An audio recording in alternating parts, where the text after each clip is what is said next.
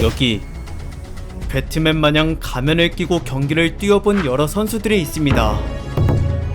NBA는 격렬한 몸싸움과 충돌이 일상 다반사인지라 코나 광대 등 얼굴을 다치는 사고가 은근 많이 발생하며 게다가 부상 중이더라도 갖가지 사정 때문에 출전이 불가피한 경우가 덜어 있고 그럴 때마다 선수들은 안면 마스크를 쓰고 나왔습니다. 형태는 가지각색이지만 이들 모두 충격 흡수가 좋아 회복 중에 추가 부상을 방지해주며 덕분에 선수들은 상대와 부딪혀도 심적으로 위축되지 않았고 평소처럼 자신만의 플레이 스타일을 과감하게 이어갔습니다. 하지만 안전을 책임져주는 참으로 고맙고 훌륭한 제품인데도 정작 선수 본인들은 하나같이 마스크를 극도로 싫어했는데요. 경기 도중 냅다 벗어던지고 싶다고 말할 정도였으며 한 선수는 부상이 낫자마자 마스크를 경매장에 즉시 팔아버렸고 슈퍼스타들조차 적응을 하지 못하고 항상 불평을 늘어놓았습니다. 사실 마스크가 이리 미움을 받는 이유는 호흡과 시야 문제 때문이며 얼굴을 조이는 압박감에 숨쉬기가 힘들어 체력 소모가 많이 되고 거기다 안 그래도 시야각이 좁은데 덥고 습하기까지 하다 보니 눈앞이 흐려져 재기량을 내기가 힘들었습니다. 제작 기술과 품질이 매년 향상되고 있지만 마스크에 대한 애물단지 취급은 변함없이 여전한데요. 그러나 모두가 기피하는 이 불편한 걸 오히려 자신의 피부 마냥 늘 얼굴에 끼고 다닌 한 괴짜가 있었습니다. 어디 하나 다친 구석이 없음에도 항상 마스크를 쓰고 뛰었으며 은퇴할 때까지 거의 10년을 그래왔고 오죽하면 농구 팬들 사이에서도 그의 실제 얼굴을 모르는 이들이 대다수였습니다.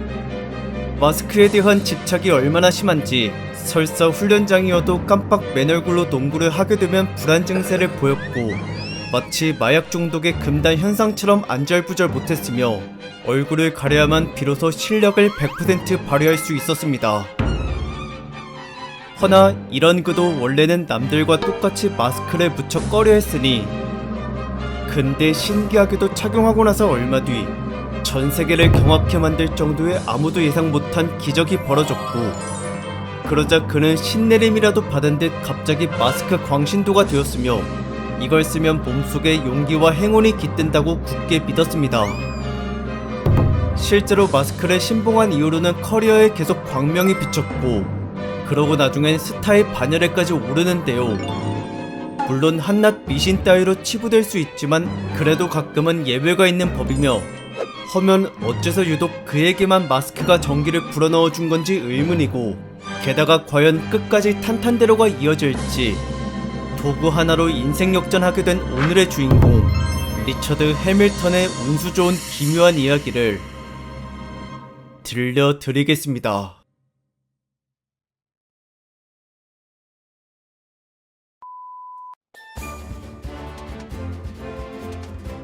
리처드 해밀턴은 1978년생으로 미국 펜실베니아주 출신이며 그 안에 코츠빌이라 하는 인구가 11,000명 정도밖에 되지 않았던 소도시에서 자랐고 동네가 워낙 좁다 보니 이곳 주민들은 서로 간의 교류가 대대손손 활발했습니다. 참고로 리처드는 신생아 때부터 사람들에게 이름 대신 리브로 불렸는데 사실 이건 원래 아버지의 별명이며 아버지가 애기였을 적에 자기 기저귀를 찢어대는 습관이 있어서 할머니가 애칭을 그리 지어줬고 해밀턴이 태어나고 나서는 부자가 빅 립과 리틀 립으로 구분지어 불렸습니다. 그리고 아버지는 과거 대학 시절 농구 선수로 활동한 적이 있으며 자신의 아들도 농구의 매력을 느끼길 간절히 바랐는데요. 불과 걸음마를 뗄 무렵부터 장난감 대신 공을 가지고 놀게 했고 농구도 자신이 직접 밖에 데리고 나와 가르쳤으며 집안에서조차 수시로 틈만 나면 NBA 경기가 녹화된 비디오 테이프를 보여줬습니다. 하지만 기대감이 너무 과하다 보니 보통 아이 같으면 부담스럽고 질릴 법도 한데 그러나 다행스럽게도 아버지를 닮아서인지 아들 립은 별다른 거부감 없이 자연스레 융화됐으며 게다가 동네도 주민들이 남녀노소 모두 농구에 열광하는 분위기다 보니 더욱더 빠르고 깊게 흥미를 가지게 됐고 심지어 9살에 벌써 농구 선수의 길을 결심하기까지 했습니다. 허나 그럼에도 아버지는 만족스러운 와중에 문득 걱정이 하나 생겼는데요. 그건 바로 아들의 장래를 망칠 만한 주변의 나쁜 유혹거리들이었으며, 동네가 가난해서 그런지 마약과 매춘이 흔하게 보였고, 더불어 절도와 총기 사고 등 치안까지 불안한 편이었습니다. 그래서 아버지는 립이 올바르고 안전하게 자랄 수 있도록 늘 곁에 두고 키웠으며, 어딜 가고 무엇을 하든 일거수일투족을 최대한 함께 붙어 다녔고, 또한 개인 훈련마저 예외 없이 같이 했습니다. 매일마다 아침에 8km를 뛰었으며 저녁에는 농구 연습을 했는데요. 훈련 강도가 프로 수준에 버금갈 만큼 매우 높았고, 아버지는 중년이지만 대학 시절 농구뿐 아니라 장거리 육상 선수도 겸했기 때문에 체력이 엄청났으며, 아들이 탈진해서 쓰러지기 전까지는 절대 집에 돌아가지 않았습니다. 근데 이 엄격한 지도 방식 역시도 아까처럼 일반 제3자에게는 숨막히고 가혹해 보일지 몰라도 정작 당사자인 립은 무척이나 좋아했으며, 몸이 성한 날이 단 하루도 없었지만 아버지와 시간을 같이 보내는 것 자체가 즐거웠기 때문에 힘든 줄을 몰랐고, 게다가 서로 대화도 많이 나눠 부자간의 사이가 돈독했습니다. 덕분에 재능이 크게 발현될 립은 실력이 매년 일취월장했는데요. 특히나 드리블이 가장 독보적이었으며, 자기 동네뿐 아니라 인근의 여러 지역까지 길거리 농구장을 휘어잡았고, 고1 때 벌써 NBA감으로 정평이 났습니다. 그리고 한편 학교에서는 농구부 감독에게 슈팅까지 체계적으로 트레이닝 받았으며, 이에 따라 득점력이 크게 향상되어 고2 때는 전보다 훨씬 더 유망해졌고, 거기다 키가 198cm로 신체 조건마저 탁월했습니다. 주변인들의 찬사와 응원 아래 매경기 승승장구한 립은 본인이 펜실베니아주에서 가장 잘나가는 유망주라 생각했는데요. 하지만 그 자신감은 갑자기 어느 한 처음 보는 동급생에 의해 산산조각 나버렸습니다. 고등학교 3학년 정규 시즌 도중 그는 로워 메리언 고등학교라는 펜실베니아 주의 또 다른 팀과 맞붙은 적이 있었는데, 거기 에이스가 유독 범상치 않았으며 립과 동갑인데다 신장마저 같았고, 심지어 드리블과 슈팅뿐 아니라 운동 능력까지 360도 덩크를 가볍게 해낼 정도로 어마무시한 수준이었습니다. 그자의 이름은 바로 코비 브라이언트. 훗날 NBA를 대표하는 최고의 슈퍼스타가 될 초특급 유망주였으며, 둘의 첫 대결은 코비의 1점차 승리였고, 예상치 못한 강자의 출현에 립은 상당히 충격을 받았습니다.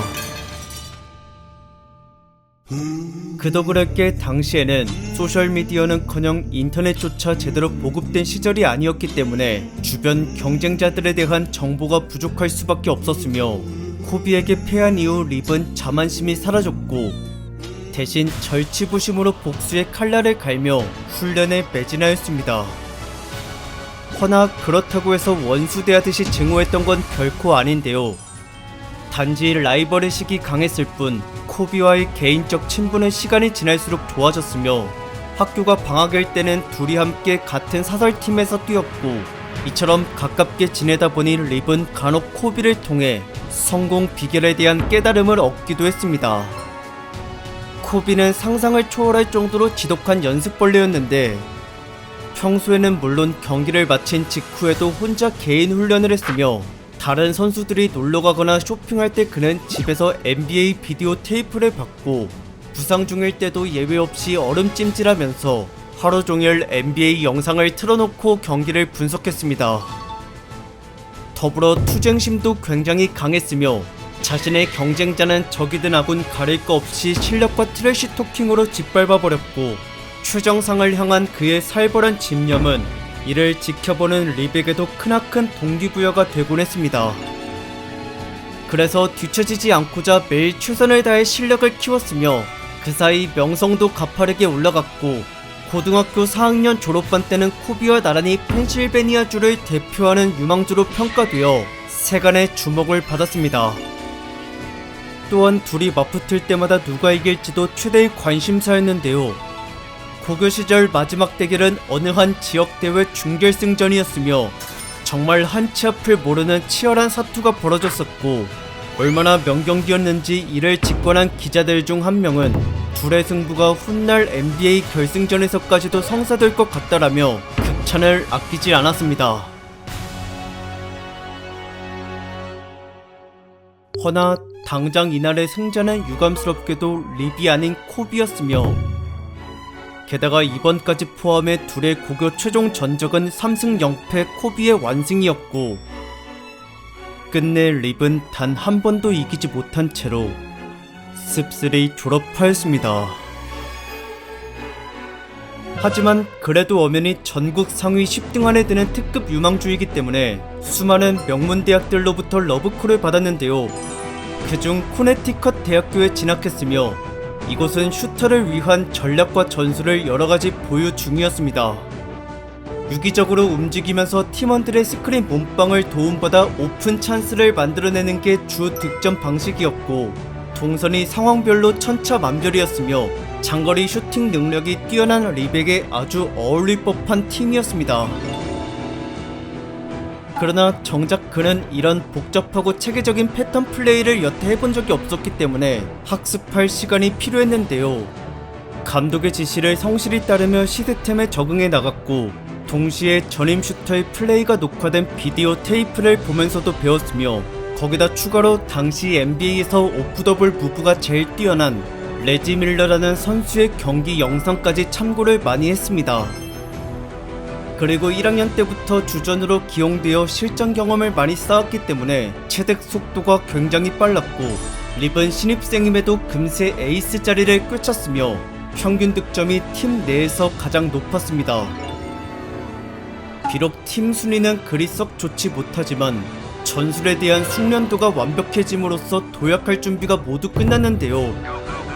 그 다음 시즌 코네티컷은 32승 5패로 소속 지역구에서 1등을 차지했으며, 기여가 가장 컸던 립도 공격에 대한 여러 기록들이 대부분 그 지역구 내에서 1등이었고, 그는 전체 대학 64강 토너먼트에서까지도 활약이 빛을 발했습니다. 16강 때는 경기 종료 직전 버저비터 위닝샷으로 1점차 역전승을 이끌어내기도 했으며, 그 다음 8강전에서 패배하고 말지만 토너먼트 첫 경험치고는 대단한 성과였고, 립에게 관심 가지는 NBA 스카우터들도 꽤나 많아졌습니다. 허나 그렇다 해도 아직은 드래프트 예상 순위가 낮은 편이기에 당장 NBA로 가기보다는 우승에 한 번 더 도전을 해보는데요. 이전과 마찬가지로 립은 3학년 98-99 시즌도 자신의 지역구에서 팀 순위 1등을 달성했고, 개인 기록마저 역시 모두가 지역군의 최상위권이었으며 전체 대학 64강 토너먼트까지도 적팀들을 차례차례 격파한 뒤 마지막 대망의 결승전에 올랐습니다. 근데 상대가 명문 중의 명문인 두크 대학으로 초강팀이었으며 NBA 드래프트 상위권으로 점쳐지고 있는 선수가 무려 4명이나 됐고, 언론과 전문가들 모두 하나같이 두크대의 승리를 예견했습니다. 그러나 전력 차이가 극명한데도 실제 경기 내용은 상당한 접전이었으니 점수 역전이 7번, 동점은 14번이나 벌어졌으며, 수비는 몰라도 공격만큼은 오히려 언더독인 코네티컷이 훨씬 더 매끄러웠고, 양팀 사이 최다 득점자도 리처드 해밀턴이었습니다. 그의 분투 덕분에 간신히 남아 두크와 맞먹을 수 있었으며, 종료 20초 전까지도 경기 양상은 팽팽했고, 그나마 당시 코네티컷이 1점을 앞서는 중이었지만, 허나 수비가 약한 데다 공격권이 상대측이다 보니 자칫하면 역전패를 당할 위기이기도 했습니다. 하지만 이때 두크대 선수가 돌파 도중 스텝이 꼬이는 실수를 저지르고 마는데요. 그에 따라 운 좋게 공격권이 코네티컷에게 넘겨져 분위기가 반전됐으며, 이어 파울 작전으로 얻은 자유투 2개도 전부 성공시켰습니다.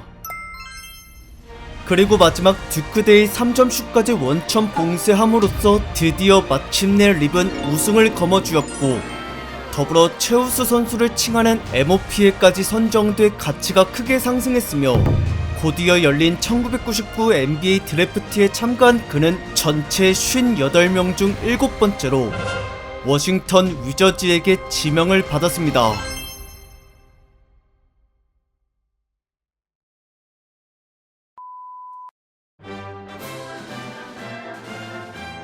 대학 리그를 완전히 정복하고 NBA에 입성한 리처드 해밀턴.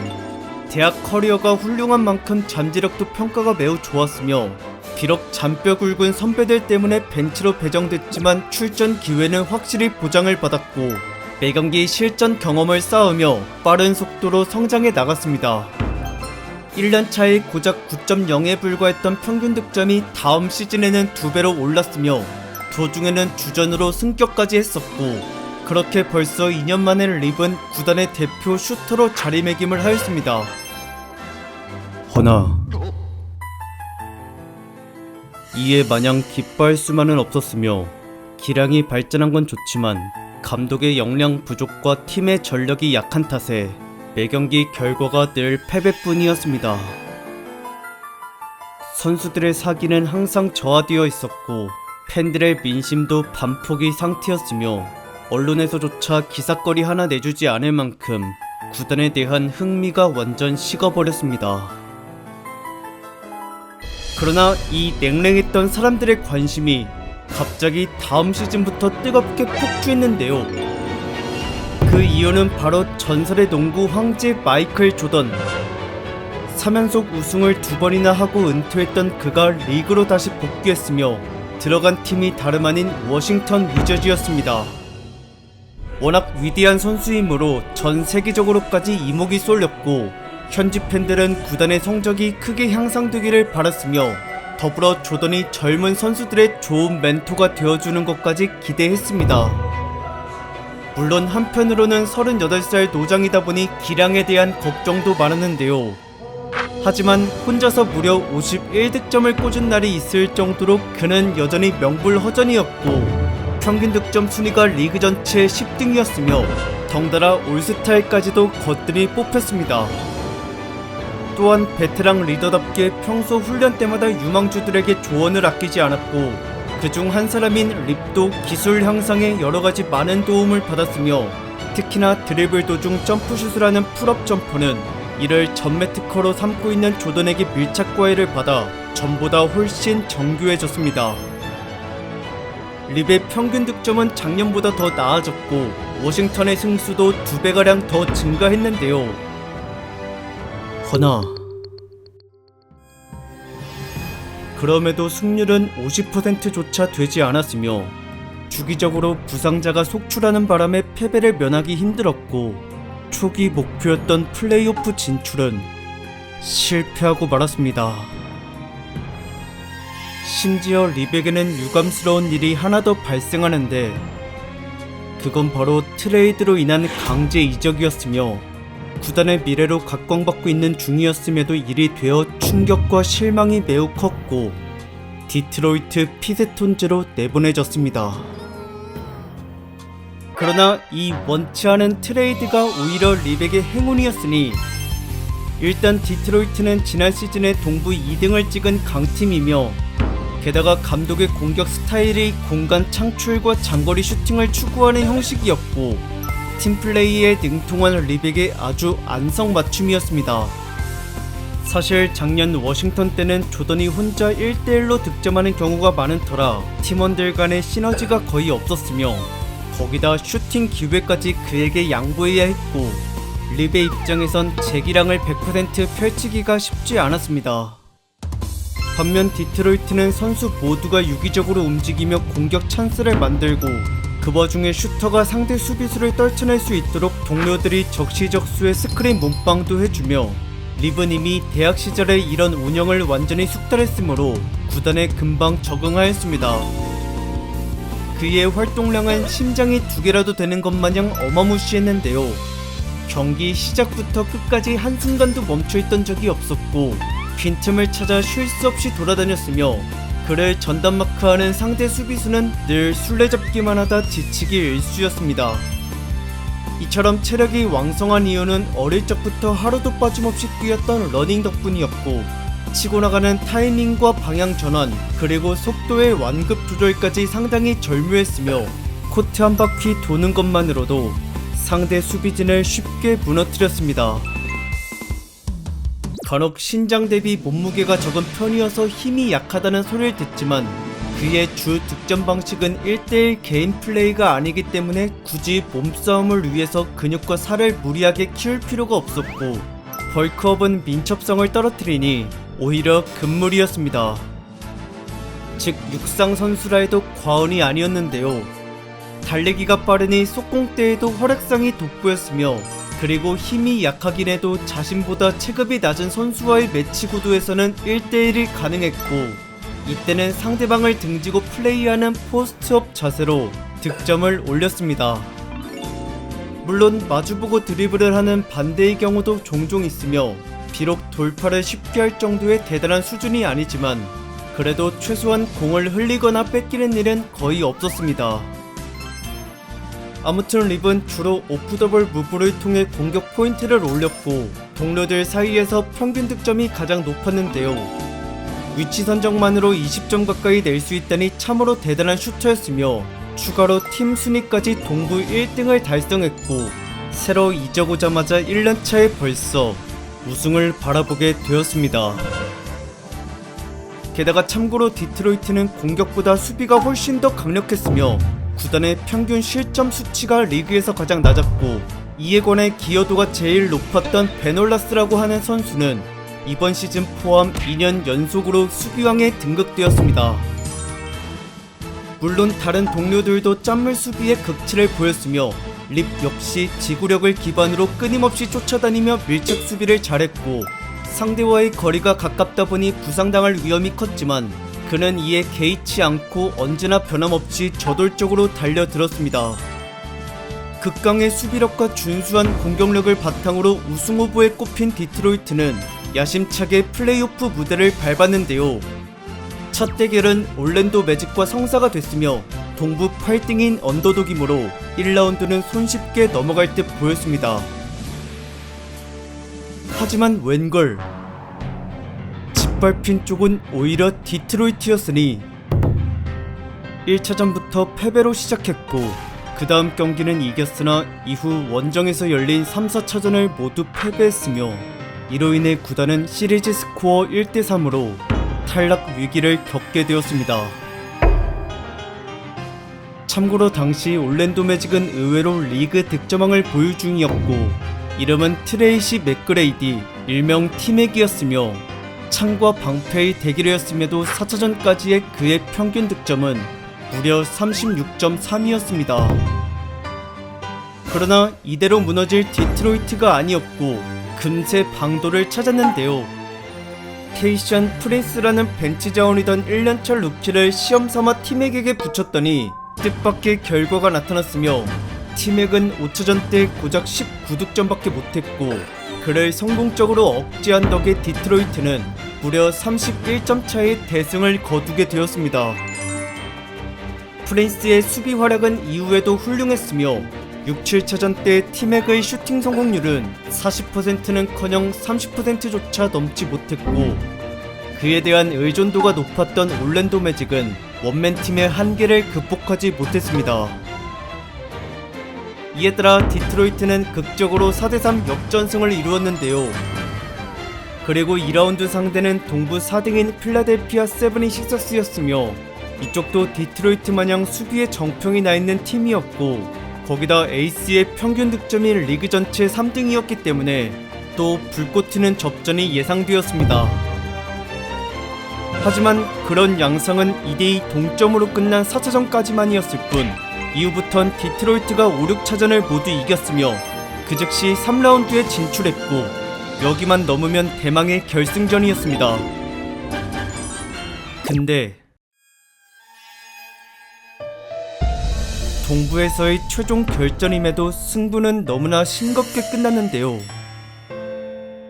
디트로이트가 처음부터 4경기를 모두 연달아 패배했으며, 상대는 동부 2등인 뉴저지 네츠였고, 한 번도 이기지 못하다니 참으로 굴욕이었습니다.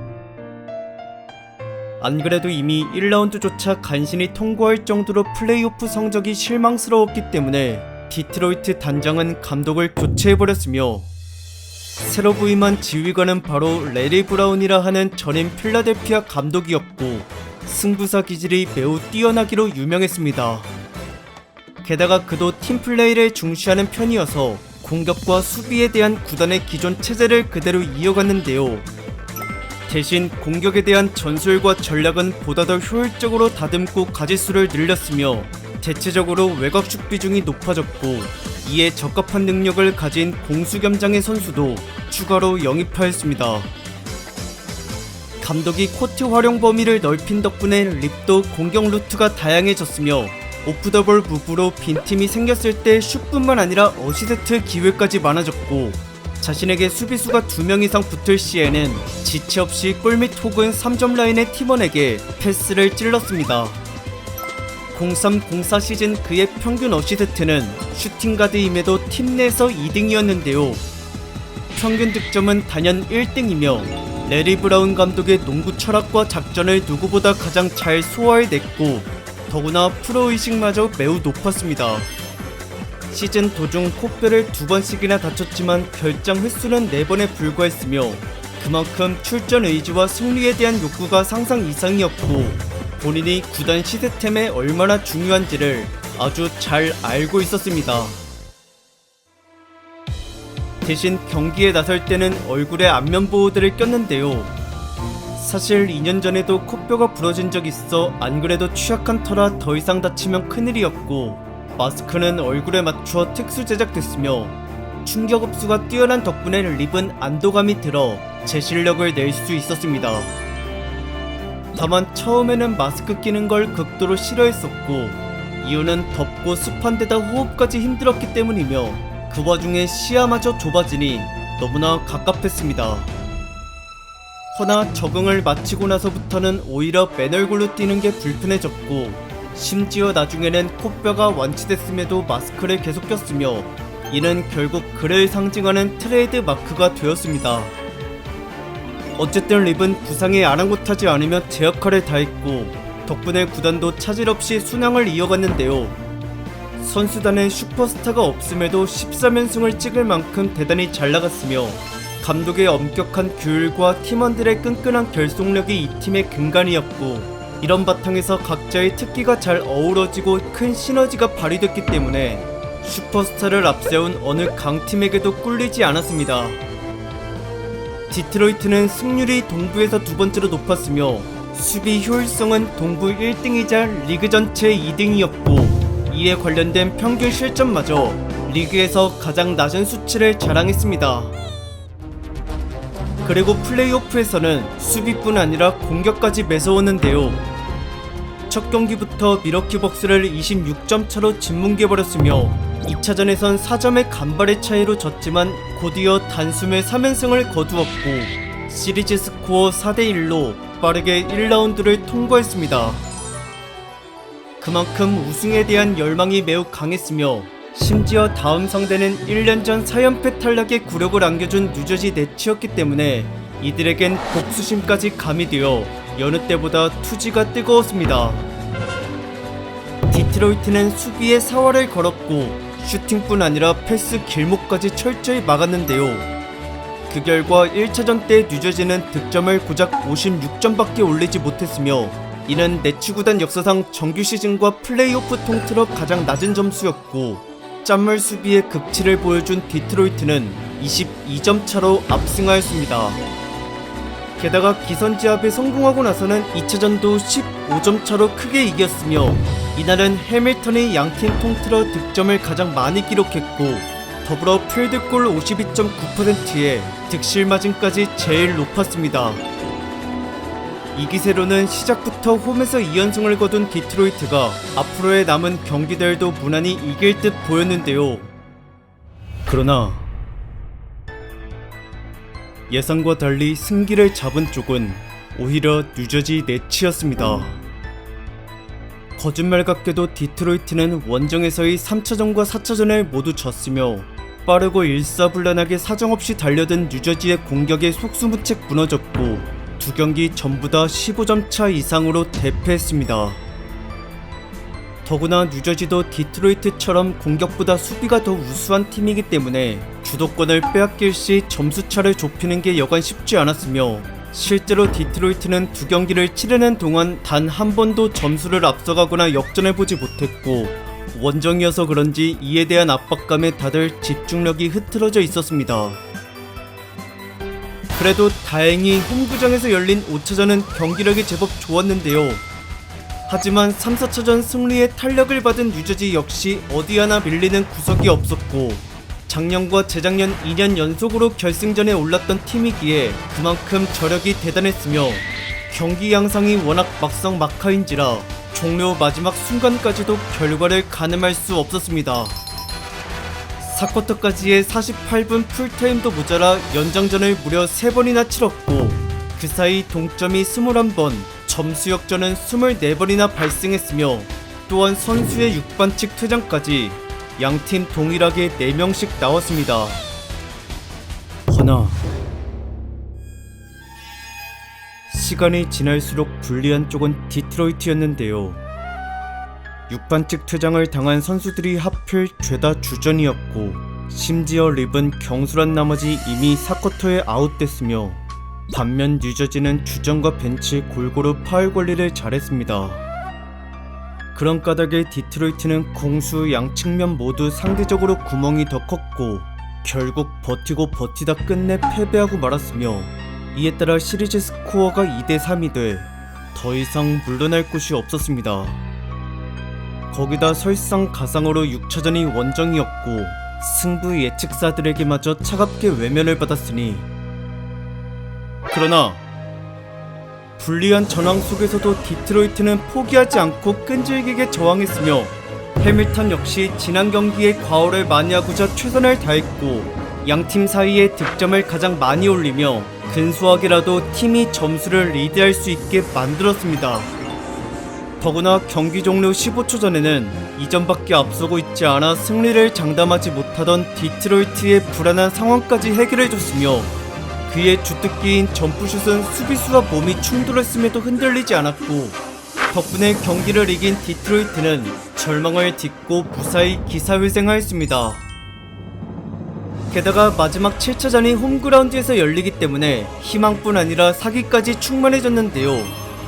그날 형세는 디트로이트가 압도적으로 우세했으며, 적군의 에이스가 무득점에 그칠 만큼 수비력이 엄청났고, 이 같은 완벽한 경기 운영으로 끝내 21점 차 대승을 거두었습니다. 그에 따라 시리즈 스코어 4대3으로 2라운드를 넘어섰으며, 벼랑 끝에 몰렸다가 역전한 참으로 힘겨운 승부였고, 이제 결승전 바로 직전인 동부의 최강자를 가리는 3라운드에 진입하였습니다. 역시 자리가 자리인 만큼 뉴저지보다 한층 더 막강한 상대가 등장했는데요. 그 팀은 바로 동부뿐 아니라 리그 전체 29개 구단들 사이에서까지 승률이 가장 높은 인디애나 페이서스였으며, 여기도 디트로이트와 비슷하게 수비력이 최상위권이었고, 하물며 이번 시즌 수비왕이 뽑힌 선수도 있었습니다. 게다가 공교롭게도 리더가 해밀턴이 대학 시절부터 롤모델로 삼아온 레지 밀러였으며, 역대 최고라 칭송받을 정도의 오프더블 무브와 위치 선정의 달인이었고, 38세 노장임에도 실력이 전혀 녹슬지가 않았습니다. 이처럼 둘은 플레이 스타일이 흡사했으며 거기다 포지션마저 똑같았는데요.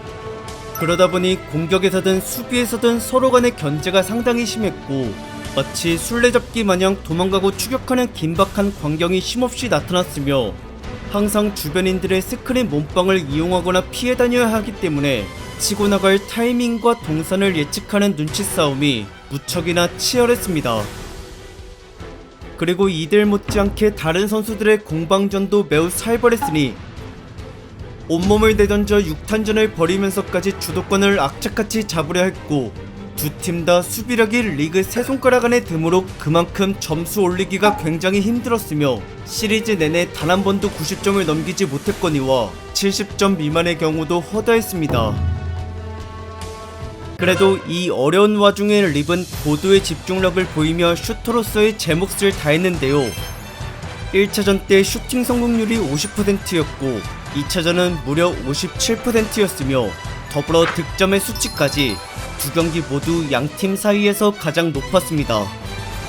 다만 그럼에도 1차전의 승패는 디트로이트가 4점 차로 아깝게 졌으며 2차전 역시 경기 내내 한두 골 차이로 엎치락뒤치락한 진흙탕 싸움이었고, 심지어 경기 종료까지 45초밖에 남지 않았을 때조차도 결과를 가늠할 수가 없었습니다.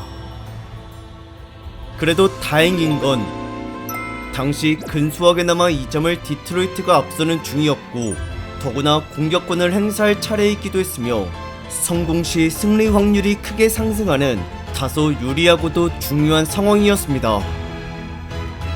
하지만 되려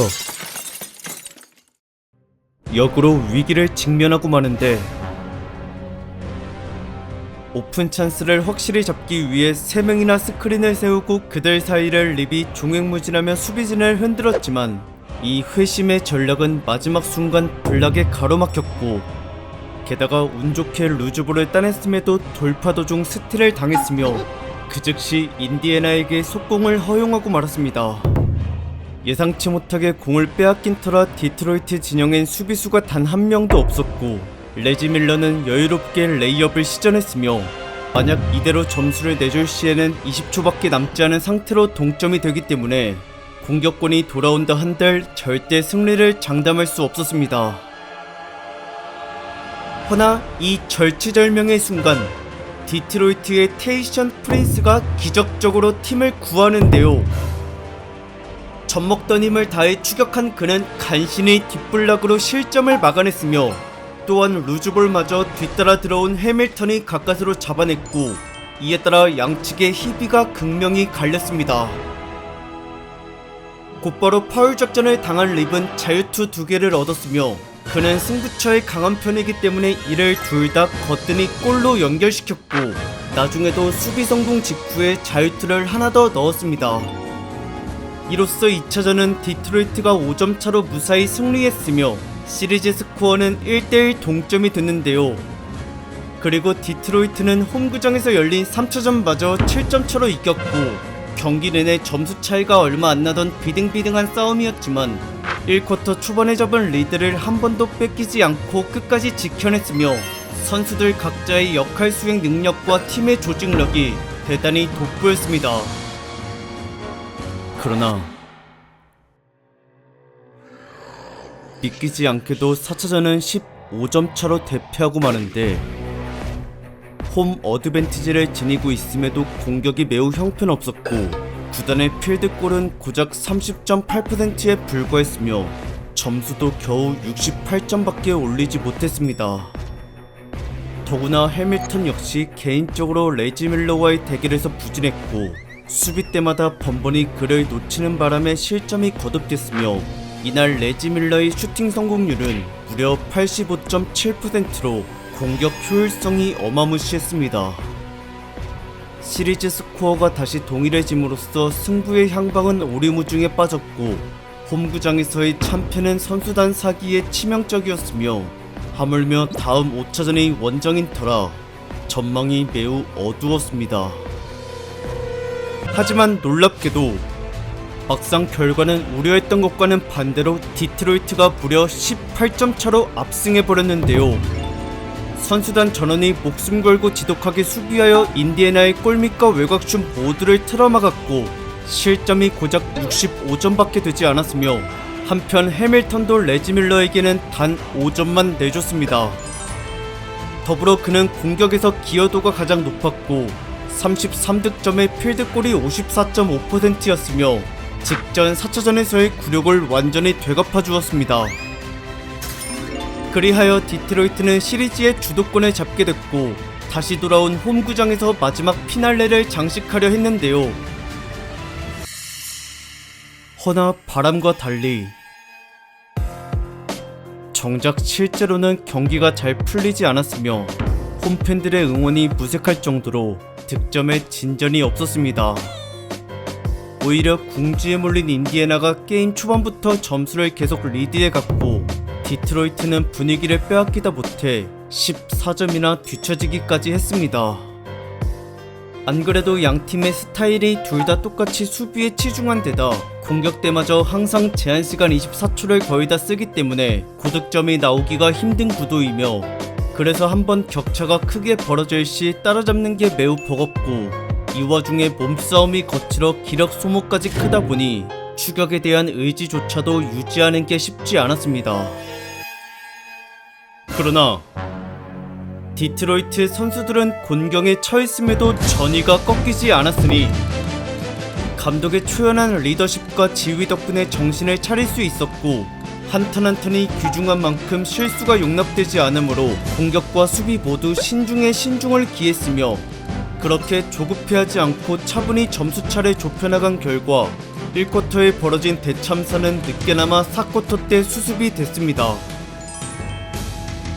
하지만 동점으로 형세가 비등해졌을 뿐 승세까지 뒤바뀐 건 아니었고, 금세 인디애나가 다시 3점 차로 달아났으며, 이후에도 디트로이트는 점수를 따라잡았다가 뒤처지는 게 반복되었습니다. 추월에 자꾸 실패하다 보니 시간이 지날수록 홈팬들의 애간장은 깊게 타들어갔고, 직접 뛰는 선수들 역시 초조한 심경이 민낯에 드러나기 시작했으며, 인디애나의 견고한 수비벽에 부담과 긴장감이 더욱더 커져 역전이 가능한 중요한 순간대마다 득점 기회를 살리지 못했습니다. 허나 그러다 갑자기 뜻밖에도 인디애나가 자멸하고 마는데요. 당시 전황은 경기 종료까지의 시간이 4분가량 남은 와중에 59대 59 동점이었고, 디트로이트의 공격 차례였으며, 이때 인디애나 측에서 수비왕인 론 아테스트가 방어 도중 해밀턴의 얼굴을 타격했습니다. 참고로 그는 평소에도 불같은 성질의 과격한 더티 플레이를 많이 하는 편이었고, 해밀턴이 쓰러지자 심판은 그 즉시 프레그런트 파울을 불었으며, 디트로이트에게는 자유투 2개와 또 한 번의 공격권이 주어졌습니다. 해밀턴은 침착하게 자유투를 모두 성공시켰는데요. 이로써 디트로이트는 드디어 처음으로 점수를 앞질렀고, 뿐만 아니라 덩크로 2점을 추가 획득하기도 했으며, 아테스트의 경솔한 실책 덕에 분위기는 완전히 뒤집어졌습니다. 비록 겨우 4점 차인데다 시간마저 3분 44초나 남았으므로 안심하기는 이르지만, 디트로이트는 이후 상대의 반격을 잘 막아냈으며 그 점수차 그대로 리드를 끝까지 유지해 69대 65로 6차전을 승리하였고, 비로소 마침내 기어이 동부의 제왕으로 우뚝 섰습니다. 매 순간이 고비였던 참으로 험난한 승부였고, 선수들조차 다시는 인디애나와 맞붙기 싫다고 질색할 정도이며, 그래서인지 그만큼 승리에 대한 기쁨과 성취감이 상당했습니다. 리그 승률 1등을 잡았으니 결승전에 오른 디트로이트는 자신감이 넘쳤고, 한편 반대쪽 서부는 LA 레이커스가 제패했으며, 그곳의 에이스는 코비 브라이언트였습니다. 그는 바로 다름 아닌 해밀턴의 고등학교 시절 라이벌인데요.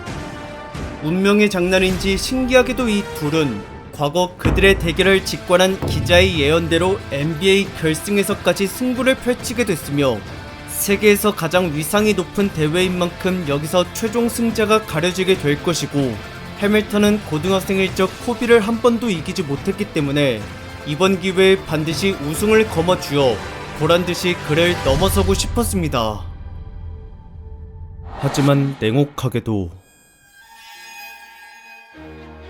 그 소망이 이뤄질 가능성은 극히 낮았습니다. 코비는 이미 슈퍼스타의 반열에 올라 있었고, 기량이든 커리어든 선수로서의 가치는 해밀턴이 전혀 상대가 되지 않았으며, 그를 꺾어보겠다는 생각 자체가 오만이었습니다. 심지어 레이커스엔 코비 말고도 거물급 선수가 여러 명 더 존재했고, 그들에 비해 디트로이트의 전력은 참으로 초라했으며, 레이커스의 우승이 자명한 이 상황에서 리처드 해밀턴은 누가 봐도 그저 한낱 코비의 희생양이었습니다.